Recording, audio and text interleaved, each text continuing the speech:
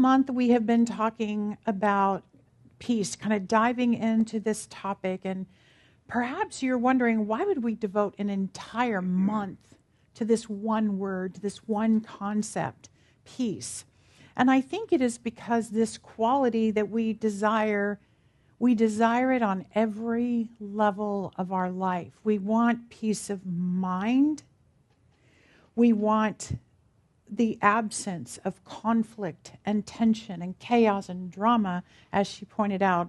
They're so uncomfortable. And when those are happening in our minds, in our homes, in our neighborhoods, in our country, in our world, all we want is peace. And if I asked you to think of a symbol, so often I will say, find a symbol of what it is, that quality that you want.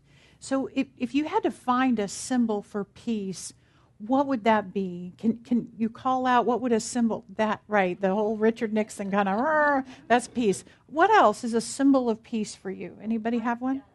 A dove, a white dove? A tree? You're hitting close to what I was about to say. Anything, any others? How about this little, that's why I put it there, the hippie kind of style peace sign that we all were all about in our Summer of Love. But what about something more tangible? And I loved Sue's example of a tree. Raise your hand if you've ever driven the California coastline and seen the tree known as the lone cypress. Anybody drive along that stretch? 17 Mile in Pebble Beach? Yes. So here's a picture I personally took of that tree. You can just leave it up for a minute. And I found this reading about this tree that I want to share with you. And it says, perched atop a rock outcropping stands a single cypress tree that has become a well-known symbol of the California coastline. For over 250 years, the lone cypress has inspired artists, photographers, tourists, and residents who travel the 17-mile drive between Pacific Grove and Carmel. What is it about this one relatively small tree that makes countless people want to stay in its presence for as long as they can?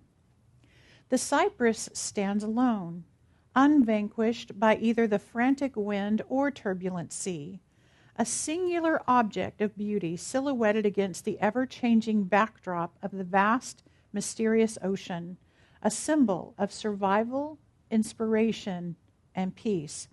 Each of us has something in common with the lone cypress. We are battered by storms, literally. We stand firm on rocky ground. We become symbols of courage by surviving hardship with grace and bring our own matchless beauty and inspiration to the world. Without egotism or conceit, we need to accept our own, recognizing the love, joy, compassion, and beauty you have to offer helps you accept the sacred responsibility for sharing it. As a single cypress inspired me, you can inspire others. That was written by Sue Patton Thole. It's this beautiful reading. And I think the lone cypress, for me, is a symbol of peace because it does something most of us find hard to do. Maybe not Susan, but that is to stand firm and calm in the midst of whatever life throws at us. And so often we may forget what we have to offer the world in those moments. And one of those things is peace, no matter what happens. So I hope you stay mindful until you can identify your own symbol of peace. Begin to look around. What do you look at that gives that feeling, that kind of serene feeling that kind of spreads for you? And use it to anchor yourself and to cut through whatever's going on. And you can say, peace is still here. Peace is still here. So I want to talk about peace because peace is a concept that has been written about across the ages by scientists, philosophers, authors, poets, spiritual teachers, world leaders. You know, if writing and reading about peace were all it took, we would all be living in peace because there is so much written about it. So why is it so fleeting? Why is it so fleeting? Let's explore some of the wisdom available to us and see what we can learn about peace and where it originates and how we can grow it in our own lives. We're going to start with our founder, Ernest Holmes, because that's just where we start. So he wrote a book called World Peace is Not an Illusion. Or it's not actually a book, it's kind of an article about it. He said, we must practice the presence of peace consciously, definitely, and deliberately. If we can do it individually and in the family and to a certain degree in our offices and businesses, which we can, why can't we do it for the whole world? We can. Basically, what our philosophy says over and over and over again is what we want to change in anything in our personal life we want to change, or in the experience of the human race for that matter, where does it start? In our own minds. In our own minds. Ernest calls that practicing the presence of peace on purpose, consciously, definitely, and deliberately. Returning to the concept of peace in our minds over and over and over. That's where a symbol helps. It helps. So my lesson today is called Let It Begin With Me. We've got to first begin within ourselves in our own minds. So here's a question for you. If you were going to give yourself a score on a scale, with 1 being a mind of worry and chaos and fear and drama and anxiety, and 10 being a mind of peace and serenity, faith, love, tranquility, calm, most of the world would hover somewhere in the middle between those. And that score would kind of bounce all over the place, wouldn't it, depending on what's going on in the day as our thoughts went here and there across the vast amount of subjects and topics that we're going to run into, right? So just for fun, think about this day from the moment you woke up until now, and hold up the number of fingers you would put yourself, where you would score yourself on that scale from 1 to 10. 1 being just chaos and mayhem and all of that, and 10 being peace. Okay, hold them up high today, this morning.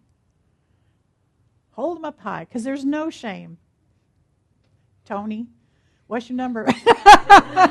Wait, Tony just got back from Paris where he recommitted to his wife. He's got lots of hands up. He's had a good week. So there's no shame in whatever your number is, because guess what? We're all still learning how to hold our equilibrium, right? From moment to moment. And that number is going to fluctuate. But the number you held up is not where you have to stay, but it is where you have to start. And it starts in our thoughts. It's hard to have a peaceful mind. It is. Especially when you're focused on thoughts of things like, what? War in the Middle East or the Ukraine, how about that? Or thoughts about political division, not to mention gun violence and human rights issues and racial issues and mosquitoes carrying diseases, right? So many things pull us off our intention to be holding a peaceful mindset. But that's where we must begin, trending our minds and focusing our attention on what is going right, acknowledging the good happening around us, doing our part to create a mind of peace, a home of peace, interactions of peace, an intention of peace. And if you didn't hold that many fingers up, I invite you to create a personal spiritual practice around using that score. Check in with your peace level throughout the day. There are lots of ways to do that. Perhaps it's every time you go through a threshold, think, how much peace am I bringing into this next room I'm about to enter, or this next building I'm about to go into, or into this doctor's appointment, or whatever is happening? How much peace am I bringing in? Or maybe ask yourself every time you're stopped at a stoplight, hold your fingers up on your steering wheel. How much peace am I right here, right now? And what do I need to do to get that peaceful feeling back inside of me? Whatever it takes. I just want you to hold up more fingers.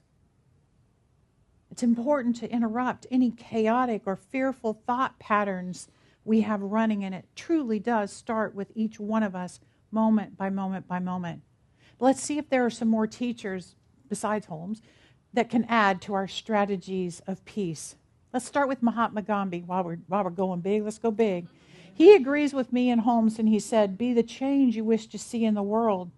Gandhi basically says that if you want a world of peace, you've got to be the peace. It starts with you.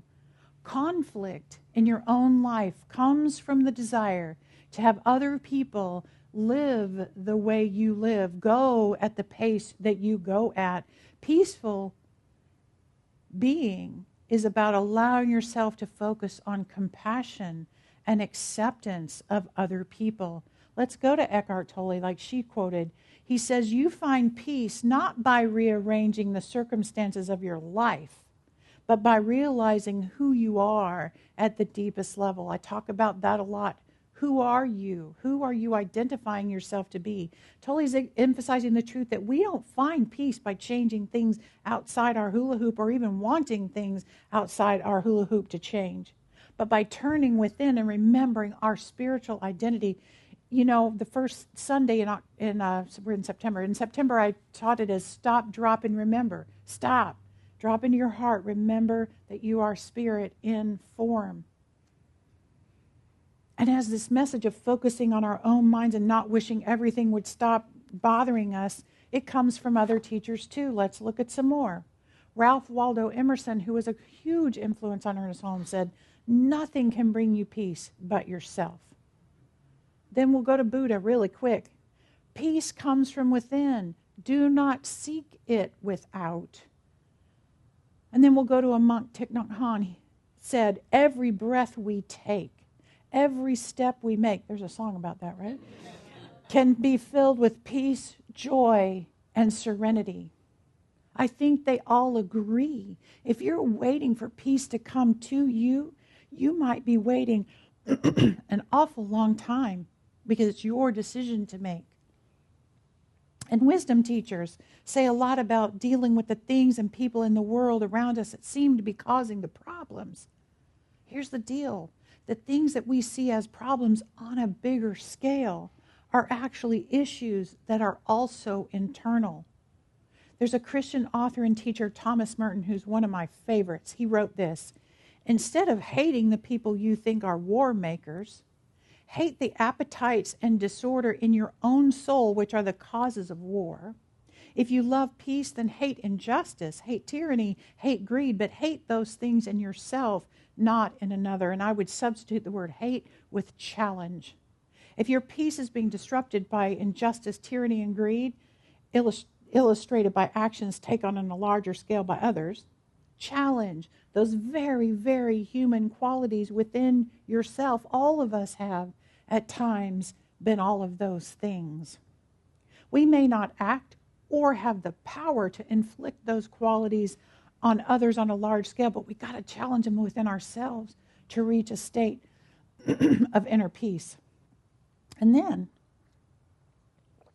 we have to become compassionate as we view others in their own fallibility. So we know we've got fallibility in us, then we have to be compassionate to others. The Dalai Lama said, world peace must develop from inner peace. Peace is not just a mere absence of violence. Peace is, I think, the manifestation of human compassion. Mother Teresa says, peace begins with a smile. That's not hard, right? Right? And then the great spiritual teacher, Jimi Hendrix, said, when the power of love overcomes the love of power, the world will know peace. There are just so many writings on peace. I could have just stood up here and just read them all to you, right?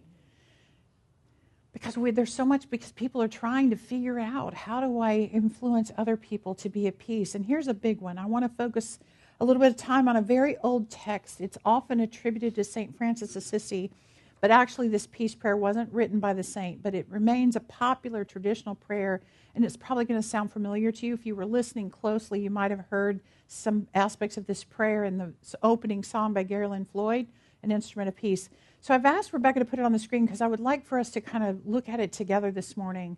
It's been modified slightly for our philosophy because St. Francis of Assisi didn't know the science mind, right? But we're going to affirm this for ourselves. So it says, Divine Spirit, I am an instrument of peace. Instead of make me an instrument of peace, I am an instrument of peace. Where there is hatred, I sow love. Where there is injury, pardon. Where there is doubt, faith. Where there is despair, hope.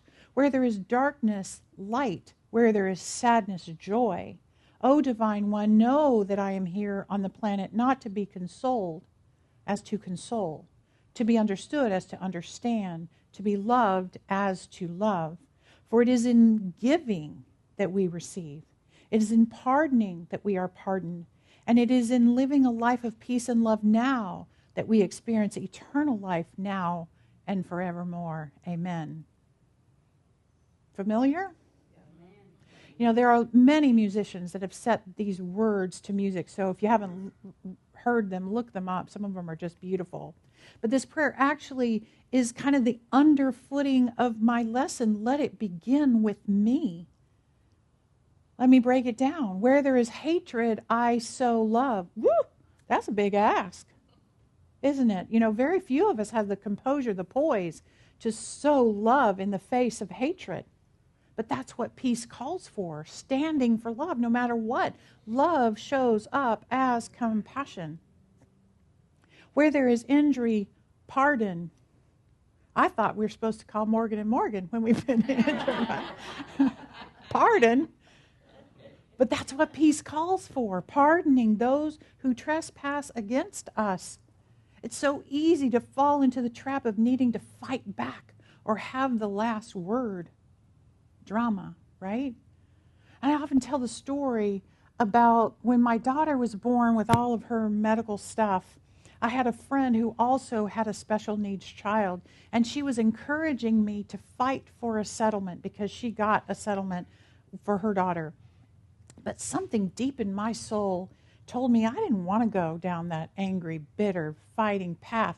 I wanted to be focused on loving my daughter and being in a home of peace. Where there is injury, pardon. Where there is injury, pardon. And the prayer goes on, where there's doubt, despair, darkness, and sadness. The prayer says we are to be faith and hope and light and joy. That sounds like God qualities to me, don't they? You know, the words we use to describe our highest self. So perhaps this is just another reminder that if we want peace, we got to be anchored in our highest self, sowing these things in the world around us. And the second verse basically says that in serving and helping others, when they need consoling and understanding and love, we are giving away what we ultimately will receive, our own eternal peace and love. The law of circulation says that what we give away comes back around to us. Peace rises in a heart that is serving others. Okay, so now you know why peace is so fleeting.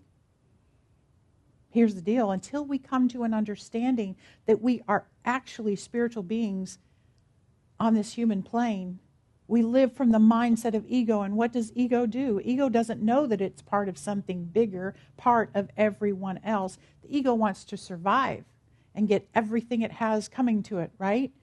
The ego's competitive and only wants to make sure whatever scarce resources there are, emotional, physical, financial, or whatever, I get my fair share. When we're in our ego mind, there is no peace. Let's start there. So Bill Hornaday wrote a book about the life of Ernest Holmes, and he asked Holmes this big question about peace. He said, but how can you and I be at peace as long as other people on our earth are obliged to live in horror? A child is murdered. Dictators impose slavery on whole societies. How can we know comfort when other people's lives are tragic? And this was Holmes's answer. There is evidence that humanity is evolving. Sound familiar, movie watchers? There is evidence that humanity is evolving. I look to the day when we overcome our experience and rise triumphant over present limitations. There are mysteries, but now we know there is also law. In order to abide here, we must have a very positive acceptance of the ultimate goodness of life, towards which goodness I believe we are all traveling. We have will and choice in this life, but the universal intelligence must be the essence of goodness, beauty, and truth. Basically, Holmes is saying that we should lift our eyes, so to speak, look up from what's going on to a bigger truth, and that truth being that current challenges are being overcome, that these things that are hard in our lives will be transcended. Greater goodness, including peace, is ours. We may not be there as a whole human race, but we can choose to be there as an individual and as a community together. So where in your life have you experienced a challenge, an insult, an injustice, a traumatic experience that you can either use as a reason for giving away your peace and fighting others, hiding and playing small and all that, or use as your inspiration for that grand rising that we're trying to have this year. Never forget that every small thing you can do to make the world a better place lifts up the human race consciousness as a whole. And that reveals more peace on earth now. Peace in your mind, home, and life means there's more peace in the world, period. So I've shared wisdom about peace from several different perspectives and teachers representing a wide span of religions and perspectives and philosophies. In closing, I want to share 2 poems. One by my favorite contemporary poet, John Rodell, and one from the ancient Sufi mystic poet, Hafiz. And first, John Rodell wrote this: "My wish is for us to be better at being kind than we are at winning arguments. Not every shovel our tongues produce are for digging war trenches. Most are for gardens. At your funeral, nobody will care how right you were or how many mics and bombs you dropped while you were here on this wild earth. Everyone will just want to talk about how many rose bushes that you planted. Your eulogy won't be about all the debates you won because nobody will actually remember them. Instead, your eulogy will be about your open heart, and it will go on, and there will be so many flowers." And from Hafiz, this poem is called "Now is the Time." He wrote, "Now is the time to know that all you do is sacred. Now, why not consider a lasting truce with yourself and God? Now is the time to understand that all your ideas of right and wrong were just a child's training wheels to be laid aside when you finally live with veracity and love.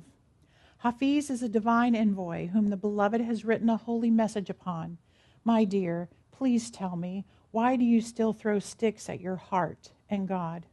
What is it in that sweet voice inside that incites you to fear?